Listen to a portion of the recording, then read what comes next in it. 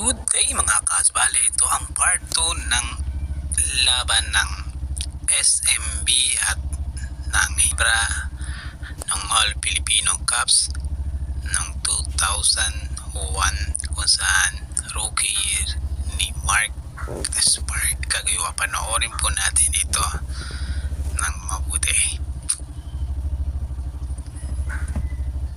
Maganda ang laban na to dahil tikdikan at talagang intense ang bawat eksena, kaya sulit kumbaga, di ba?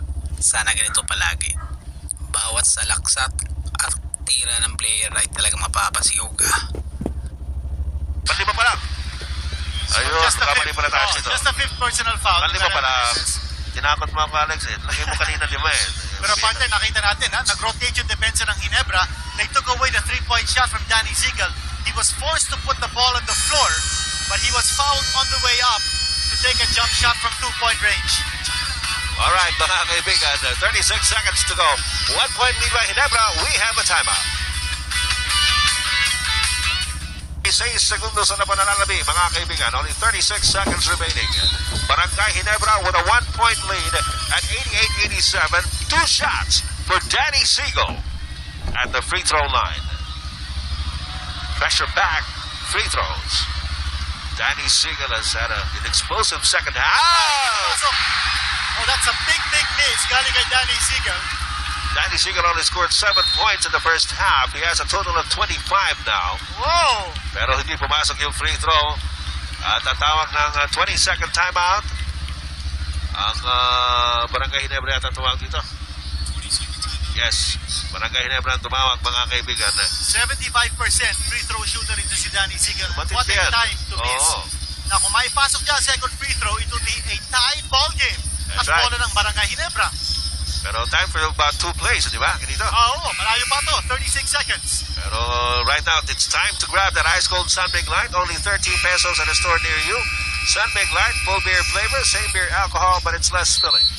Gaya na sinabi natin, this is going down to the wire. Partner, si Helder Brand hindi na binalik. Oo nga. Coach Alan Kaidig dito, no? He decided to go with Baldavid. Baldavid, oh. Bal made some big plays kanina, no? But he also missed a crucial corner pocket jump shot that could have put San Miguel Pier away. Ayan si Yan si Helder Helder Brand, nakaupo. 13 points in the first half, none in the second half. Ito ngayon, tabla! We are tied at 88 all. 35 seconds to go na lang, mga kaibigan.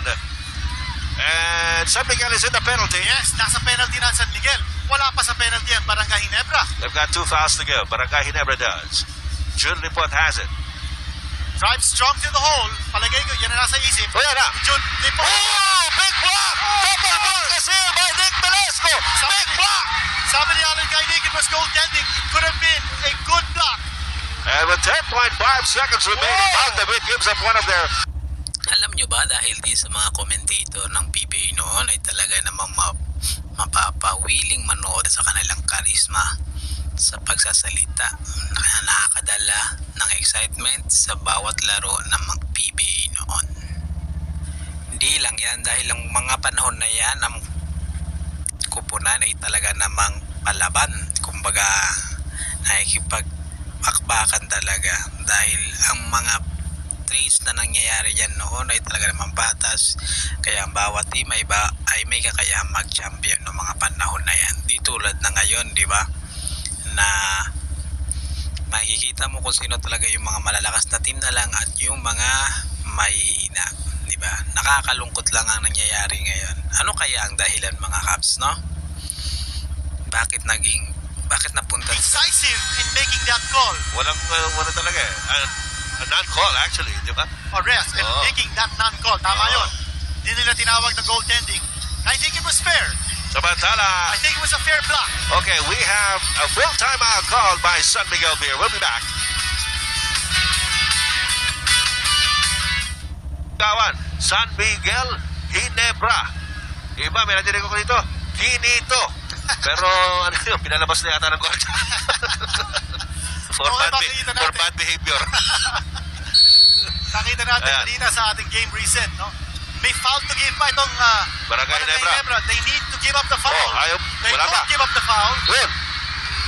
4 That's a good foul to seconds. give. Oo. That's a good foul to give. 4.1 seconds na natira. Wala sa act of shooting si Danny Siegel. So that foul came. If they had given up the foul earlier, it would have been too early. That's right. At sinasabi ni Danny Siegel, on the way to shoot, pero hindi. Wala pa. Throwing. 4.1 seconds. Tabla at 88 all in a championship series. We'll be right back after this timeout. Ayan mga kaibigan, SMB. Ayan ang mga fans ng San Miguel Beer. Ayan din mga barangay Ginebra. So, Sama-sama sila rito. oo. Pero, yan, good-natured ribbing, okay lang yan. Oo. Alam mo naman, ang motto natin, sama-sama. Dapat lang. Magandang gabi po. Bawat oras. Oo. Ed Bixon po, kasama sa Kinit Henson na ating game reset. Kinits.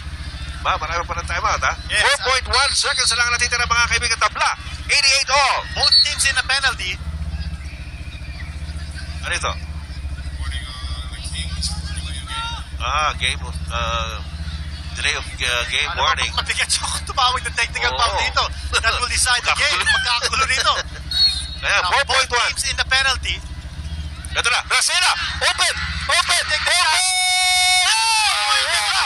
Wala! It's out!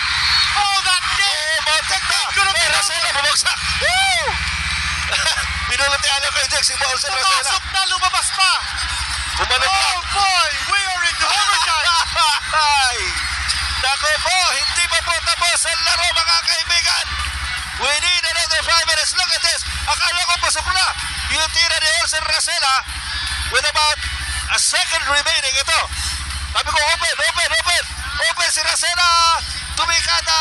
3-point shot, partner! Oo. With a... Pumasok! At lumabas! Sinuwa. Dito sa pagkakataong ito, panalo na sana ang SMB, ngunit lumabas pa ang tira ni Olsen Racena. Kaya umabot ito sa OT, pero sa dulo ang SMB pa rin ang panalo dito.